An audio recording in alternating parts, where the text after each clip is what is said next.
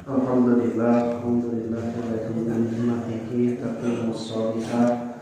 Asyhadu an la ilaha illallah wahdahu la syarika lah wa anna Muhammadan abduhu wa rasuluhu alladzi la nabiyya ba'dahu amma ba'd. Wa iman rahimakumullah, masih di ayat ke-83 ngenaan perjanjian Allah Subhanahu wa taala nu dicandak ka Bani Israil. Kami di titenan dia berkaitan dengan 3 aspek penting dalam fondasi agama, nyata kahiji tauhid atau akidah. Itu dikatakan dengan kalimat alla ta'budu illallah, la ta'buduna illallah, tidak beribadah kecuali hanya kepada Allah. Itu bagian tina tauhid sareng akidah. Yang kedua, di bagian tina akhlak, bil walidaini ihsanan, ka indung bapak kudu hade, walil qurba wa yatama wa masakini wa qulu linnasi husna, sampai berbicara yang baik kepada manusia. Itu bagian akhlak. Nah, yang ketiga ini bagian syariah. Jadi undang-undang peraturan yang ada di dalam suatu agama sebatas syariah, yaitu dengan kalimat wa aqimus sholata wa atuz zakata, dan dirikanlah oleh kalian. Ini banyak pemahaman penterjemah yang menerjemahkan kalimat aqimu itu dengan kalimat dirikanlah. Padahal kalau dilihat dari asal bahasanya, kalau koma yakumu qaiman, betul berdiri itu. Tapi kalau aqoma yuqimu, nah itu artinya bukan berdiri, tapi artinya melaksanakan dengan sempurna. Melaksanakan dengan sempurna rukun-rukun dan syaratnya. Ini seperti di dalam surah An-Nisa ayat 35. Ar-rijalu qawwamuna 'alan nisa. Mangapos teh laki-laki menjadi pemimpin. Nah, lamun misalnya dina kalimat qawwamuna artosna melaksanakan dengan sempurna apa yang menjadi kewajiban-kewajiban mereka atas istri-istrinya. Ini disebut dengan qawwam itu.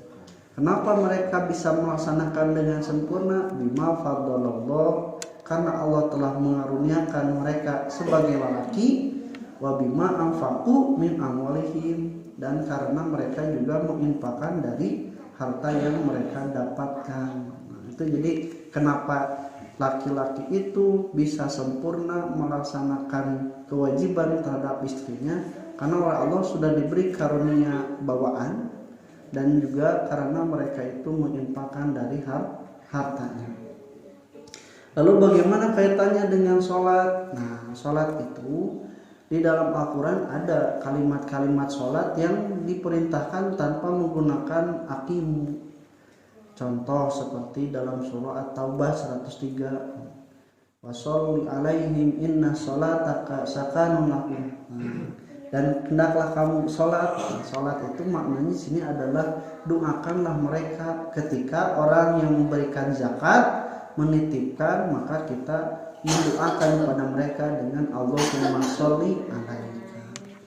Atau di dalam surah Al-Ahzab, innallaha wa malaikatahu yusholluna 'alan nabi ya ayyuhalladzina amanu shollu 'alaihi wasallimu taslima.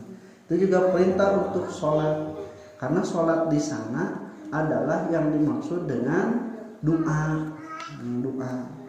Sedangkan aqimus sholat, perintah mendirikan sholat ini adalah sholat dalam pengertian yang khusus, yaitu gerakan-gerakan, ucapan-ucapan yang ditentukan, dimulai dari takbir sampai kepada salam. Makanya perintahnya ada yang disebut dengan melaksanakan rukun-rukun dan syaratnya dengan sempurna. Nah, gitu. Maka perbedaannya nanti, orang itu hanya ada yang satu diperintah tapi itu sholat, tanu kitu mah bagianana neraka sakor. Sapertos dina surah Al-Mudassir ketika ditanya oleh orang-orang yang masuk ke dalam surga, oleh orang-orang yang ada di dalam neraka sakor itu, mereka menjawab lam naku minal musholin, kami bukan orang-orang yang suka sholat. Antara sholat mah bagianan neraka sakor. Ada orang yang sholat tapi tidak menyempurnakan rukun dan syaratnya. Ya sederhana mah kuduna ngangkat pandangan teh dugikeun ka tatak yang ukur sakieu. Nah, gitu. Jadi lamun sujud kuduna mah di antara tujuh tulang takapeng masuk aya anu diangkat sampai teh teu ditilepkeun si jari-jarina menghadap ka kiblat. Nah, itu teh berarti tidak menyempurnakan rukun dan syaratnya.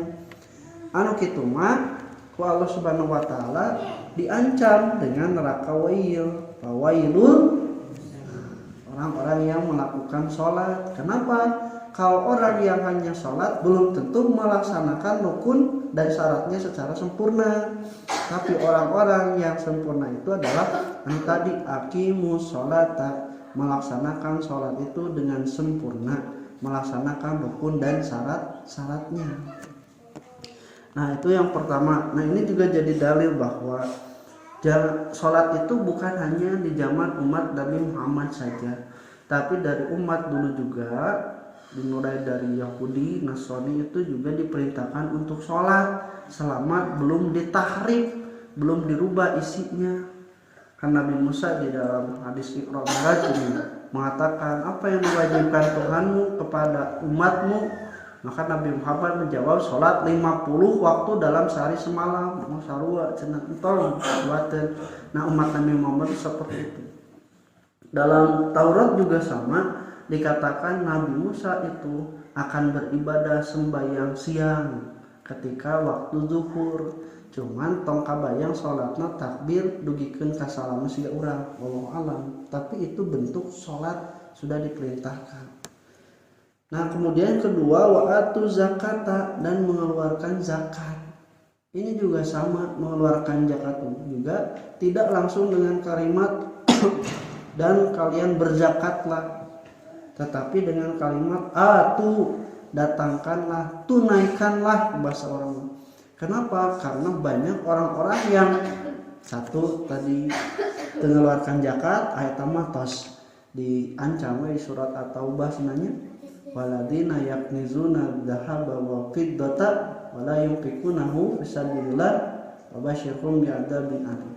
Yauma yuqma 'alaihim jibahuhum wa juluduhum. Ini seterusnya orang-orang yang menimbun harta tapi tidak mengeluarkannya di jalan Allah, maka mereka itu akan disiksa di api neraka. Kabarkan dengan siksa yang pedih, akan dilicin, disetrika punggung-punggung dan kulit-kulit mereka. Anu kahiji nu teu ngaluarkeun zakat.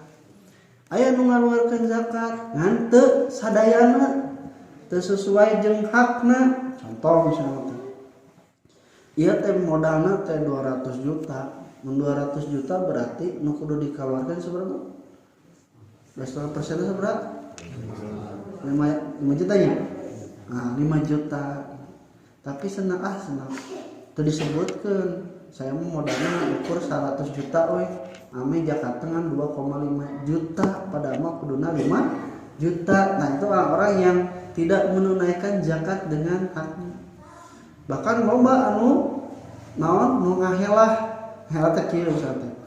Zakat mun miara domba ada teh 40. Mun 40 zakatna dombana hiji. Ikarek boga 38.